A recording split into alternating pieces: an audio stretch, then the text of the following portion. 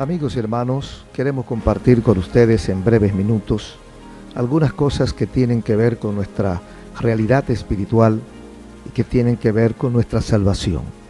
Si la tierra o si la vida o si en la vida no tuviéramos la oportunidad de ser salvos, fuera una desgracia. Porque ¿qué estamos haciendo nosotros aquí? Creo que aquí es un entrenamiento, es un trampolín que nos puede conducir, depende de nuestra actitud, nuestro acercamiento a Dios, nos puede conducir a un lugar mejor o nos puede conducir a un lugar peor. Todo depende de la interpretación que nosotros demos. Por eso hablamos cada día acerca de nuestra estatura espiritual, acerca de lo que debemos hacer, acerca de cómo debemos comportarnos, porque hay un capítulo de amor de Dios hacia nosotros que debemos aprovecharlo. Quiero hablar hoy de un versículo, de unos versículos, de un trayecto bíblico que tanto se ha hablado, pero que pareciera como que nunca se ha hablado, como que nunca se ha tocado, porque la gente lo olvida de una forma olímpica. Vamos a hablar un poco sobre el versículo 7 del capítulo 20 de Éxodo, donde el Señor llama la atención, hace una advertencia: no tomarás el nombre de tu Dios en vano. Amigos, hermanos, este es el tercer precepto de Dios para la vida. Al principio de este capítulo, del primer precepto, ordena poner a Dios primero. Sí, primero Dios. El segundo precepto dice que tengamos la correcta imagen de Dios. Y este tercero que nos ocupa, que pensemos en Dios de una manera correcta. Quizás usted nunca se había preguntado, nunca se había cuestionado cómo piensa usted de Dios o cómo pensamos nosotros de Dios. ¿Cuál es la manera correcta de pensar en Dios? Lo que piensa la persona determina lo que ella es. Halton nos habla sobre el muchacho Ernesto, que miraba anhelosamente hacia la cara de la gran piedra que estaba en un lado de la montaña. Era un rostro fuerte, amable y honorable el que conmovía el corazón del muchacho. Existía una leyenda según la cual algún día aparecería un hombre que tendría la apariencia del gran rostro de piedra. A través de toda su niñez, y aun cuando llegó a ser hombre, este jovencito Ernesto siempre estaba esperando ver aquel rostro y al hombre que tuviera la apariencia como aquel rostro. Un día, cuando el pueblo estaba discutiendo lo relativo a esa leyenda, alguien gritó de repente: «Mirad, mirad». El mismo Ernesto es la semejanza del gran rostro de piedra. Y en verdad lo era. Él había llegado a ser como sus pensamientos. Es una anécdota, es una leyenda, pero tiene mucho de verdad. Los deseos secretos de nuestros corazones algún día se manifestarán en nuestra apariencia. Alguien quiso una vez que Abraham Lincoln, conociera a cierto hombre. «Yo no quiero verlo», dijo Lincoln. «Pero usted ni siquiera lo conoce», le dijo su amigo. «No me gusta su rostro», insistió el presidente. Y Lincoln tenía razón. Su propio rostro era el ejemplo.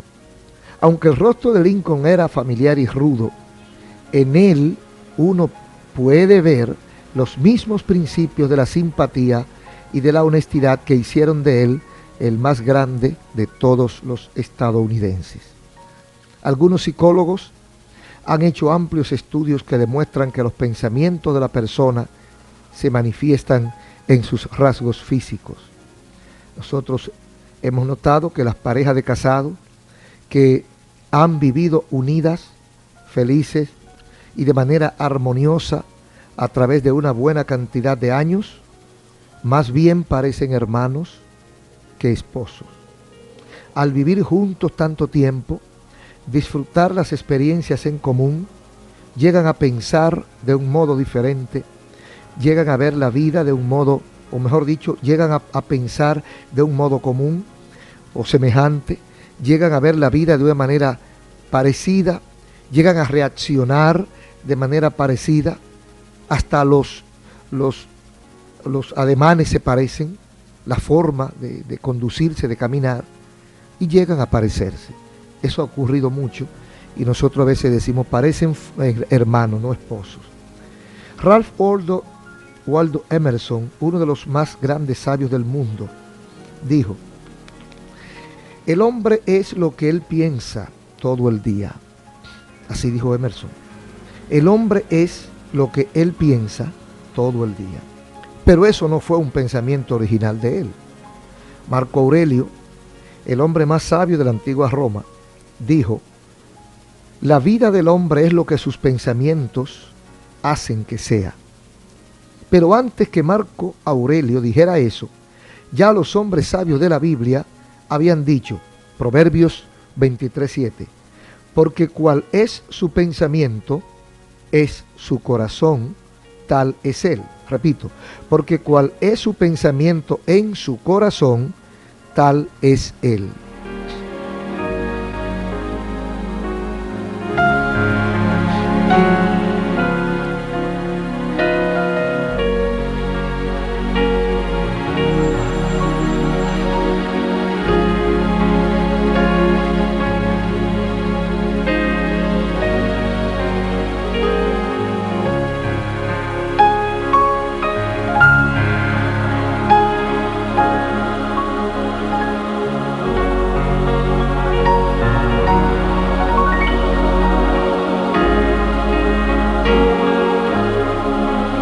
Una vez un entrenador se hallaba preocupado porque uno de sus muchachos jugadores, que era capaz de ser un jugador verdaderamente grande, no estaba manifestándolo como tal. El entrenador decidió ir al cuarto del muchacho para hablar con él.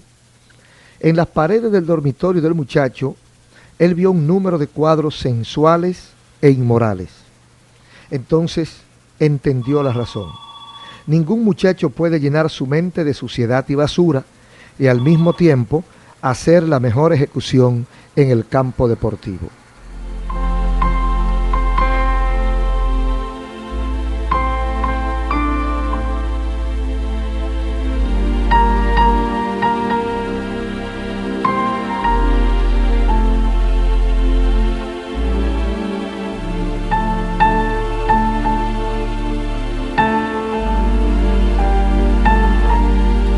Aleluya, bendito sea el nombre del Señor Jesucristo. Amigos y hermanos, por eso el tercer precepto de Dios, la tercera orden, la tercera ordenanza de Dios, mandato, es que pongamos algo sublime y santo en nuestro pensamiento, para reverenciarlo y ser inspirados por ello. San Pablo nos dice: todo lo que es verdadero, oiga bien, todo lo que es verdadero, todo lo honesto, todo lo justo, todo lo puro, todo lo amable, todo lo que es de buen nombre, en esto pensad. Estas son cualidades de Dios, según Filipenses 4:8. Cuando nosotros pensamos en Él, eso eleva e inspira nuestras vidas y nos hace piadosos. Hay por lo menos 3 modos de profanar el nombre de Dios. En este mundo hay toda clase de maníacos, pero entre los más comunes están los que tienen la manía de jurar. Es alarmante el hecho de que nuestros grandes idiomas se están llenando de profanaciones. Nos cuesta leer muchas de nuestras novelas que contienen lenguaje vil, publicaciones, revistas, libros de anécdota, que tienen palabras, situaciones, historietas que dañan y que rompen las mentes de todos, hasta de muchos adultos, pero mucho más de los niños y de aquellos que van emergiendo en la vida, creciendo, y que podrían torcer sus mentes, envenenar su pensamiento con esas cosas malas.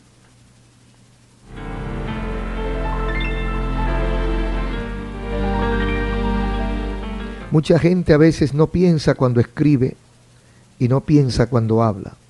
Profana las cosas sagradas, resta importancia a las cosas sacras, derrumba de altares, estamentos y situaciones de santidad y de limpieza que forman nuestro carácter y que han sido baluarte y que han sido ejemplo en la vida de miles de personas. Y profanan el nombre de Dios cuando lo utilizan sin pensar y cuando lo utilizan de manera alegre. La palabra profano proviene de dos palabras latinas, pro, que significa enfrente de o delante de, y fane, templo.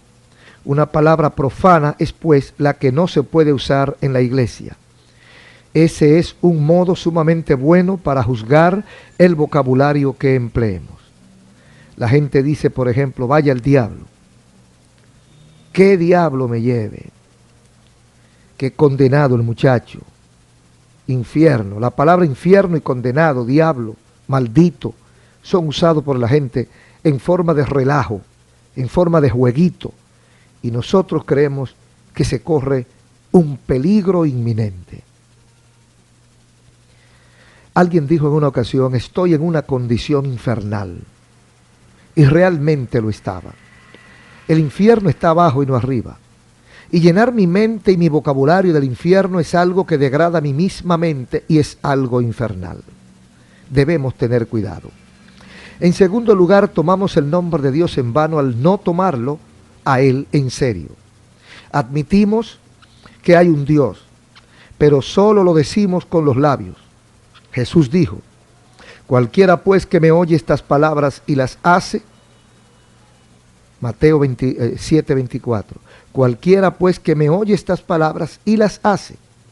Hablar acerca de Dios y no vivir como Dios es una profanación peor que el lenguaje vil. Cuando la fe no produce una diferencia radical en la vida, repetimos, cuando la fe que tenemos no es capaz de producir una diferencia radical en la vida, la creencia no es sino una vergüenza y una hipocresía. Elton Trueblood expresa la misma idea de otro modo. Una fe vacía y sin significado puede ser peor que ninguna clase de fe. Repetimos, una fe vacía y sin significado puede ser peor que la ausencia de la fe misma. Son verdades fuertes, pero son las verdades por las cuales nosotros debemos y tenemos que vivir. No vivir como Dios es una profanación, peor que el lenguaje vil. Cuando nosotros rechazamos la vida de Dios, cuando nosotros conociendo el camino lo dejamos, cuando vivimos en contra de la voluntad de Dios, pero decimos que tenemos fe, estamos profanando a Dios. Estamos, hermanos y amigos, cristianos todos, estamos entonces profanando el nombre de Dios, tomando el nombre de Dios en vano. Porque si la fe que yo digo que tengo no es capaz de cambiar mi modo de ser, no es capaz de traslucirse en mis hechos, no es capaz de hacer la diferencia entre yo y aquellos, entonces, ¿cuál es la clase de fe que tenemos? Una fe vacía y sin significado puede ser peor que la ausencia misma de la fe. Es duro, pero esa es la fe bíblica, la que es capaz de transformar, la que es capaz de cambiar la vida y de cambiar el carácter. Si usted tiene fe, debe comportarse como que la tiene.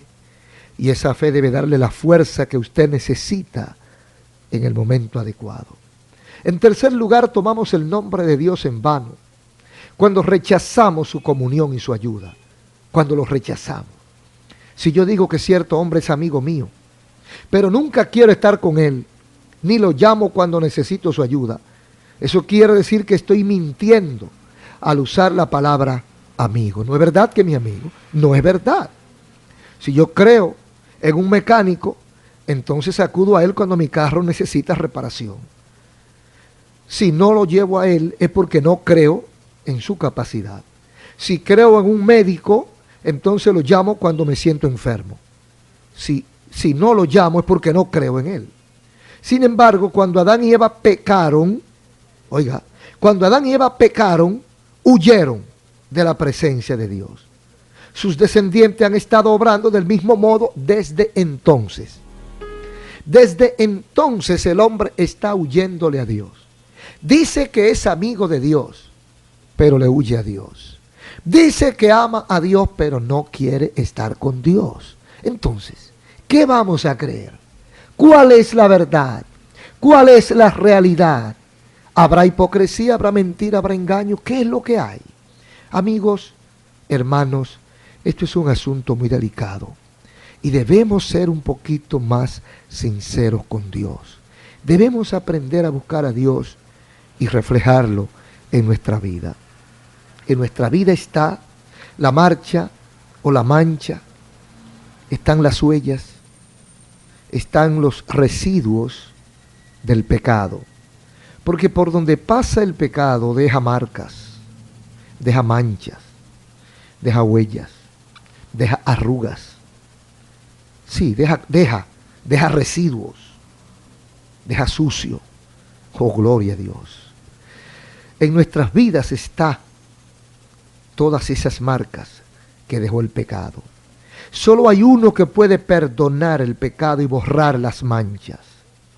Por tanto, no querer orar, cerrar la Biblia y darle la espalda al altar de la iglesia es profanación de la peor clase. Darle la espalda a Dios y a su palabra, dar la espalda al mensaje y a la voluntad de Dios es trágico. Es muy trágico. Debemos tener cuidado.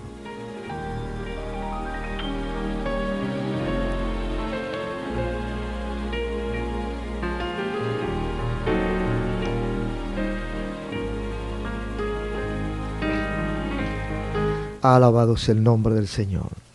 ¿Cuántas veces nosotros podemos tomar el nombre de Jehová, su Dios, nuestro Dios, en vano? ¿Cuántas veces nosotros podemos relajar o intentar relajar o envanecer, profanar el nombre del Señor con nuestras vidas, con nuestra actitud, con nuestra forma de ser, amigos y hermanos? Bendito sea el nombre de Dios. ¿Cuántas cosas pueden ocurrir si nosotros le damos la espalda a Dios? Qué grande es la misericordia de Dios. Qué poderoso es el Señor. Qué grande es su verdad sobre nuestras vidas. Hoy, en esta época en que la gente tanto habla de Dios, a veces nos da pena. Nos da pena de las cosas que ven, o de las cosas que hacen, o de las cosas que dicen que hacen que no hacen. Cómo dicen que aman a Dios, pero con sus hechos lo niegan. Una religión donde no se respeta a Dios es una profanación. Es un tomar el nombre de Dios en vano. Tengo aquí un testimonio de una persona que tuvo una experiencia similar. Dice así: una vez, cuando yo era muchacho, vi un camión de refrescos que parecía no estar vigilado por nadie. Con cautela saqué una botella, me la metí en el bolsillo y cuando di la vuelta en la esquina, la abrí. El conductor del camión caminó hasta el lugar donde yo estaba y me exigió que le pagara el refresco que yo me había tomado, pero yo no tenía ni un centavo. Entonces el chofer me dijo con severidad: me consigues el dinero en 30 minutos, de lo contrario te haré llevar a la cárcel. Dice el testimonio: corrí a la casa y le dije a mi papá lo que había hecho. Mi papá no me condenó ni me humilló. Mi propia maldad me había condenado. En vez de juzgarme, él sacó el valor del refresco y tranquilamente me dijo: ve, págale al hombre. Ese es para mí un cuadro de Dios. Ve y págale al hombre. Y dice el testimonio, ese es para mí un cuadro de Dios. Nosotros hacemos el mal y nuestra misma conciencia nos condena a un infierno del cual no podemos escapar. Pero entonces recordamos, si confesamos nuestros pecados, el Señor es fiel y justo para perdonar nuestros pecados y limpiarnos de toda maldad. Humildemente acudimos a Él y recibimos su perdón. Luego nos dedicamos a vivir para Él y según su voluntad. Esa fe no es vana. Oh, gloria a Dios. Qué linda es la palabra de Dios. Qué bueno es cuando yo puedo confiar en Dios. Qué bueno es cuando yo puedo decirle a mis hijos que yo confío en Dios, que yo creo en Dios, que yo vivo su palabra. Qué bueno es cuando yo puedo demostrar esa fe en mi vida y cuando yo puedo caminando, viviendo, trabajando, honrar a Dios. ¿Podemos nosotros honrar a Dios con nuestras vidas? ¿Honra usted a Dios con su vida?